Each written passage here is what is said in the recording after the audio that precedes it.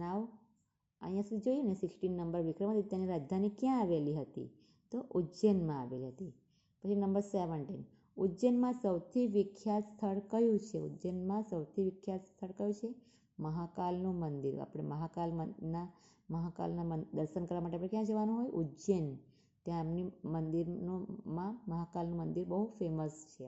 એના દર્શન પણ બહુ ભાગ્યશાળી દર્શન કરીએ તો કહેવાય એવું કહે છે. મહાકાલનું મંદિર બહુ વિખ્યાત છે.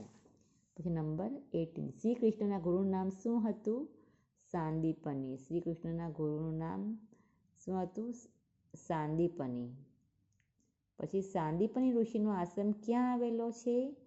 ઉજ્જૈનમાં આવેલો છે. દ્વારકા નગરી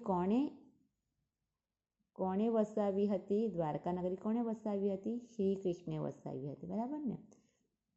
દ્વારકામાં ગયેલા ને શ્રી કૃષ્ણ અને દ્વારકામાં વાસ કરેલો. અયોધ્યા કોની જન્મભૂમિ છે?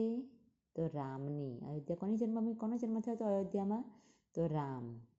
પછી મંગળ ગ્રહની ઉત્પત્તિ ક્યાં થઈ હતી? મંગળ ગ્રહની ઉત્પત્તિ ઉજ્જૈનમાં થઈ હતી. ક્યાં થઈ હતી? ઉજ્જૈનમાં થઈ હતી. Now everyone write down this 1 to 22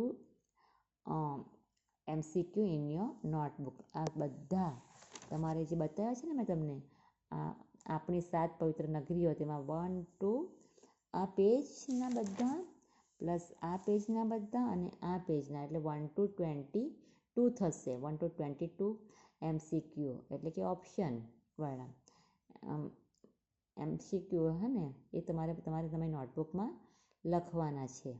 okay, thank you.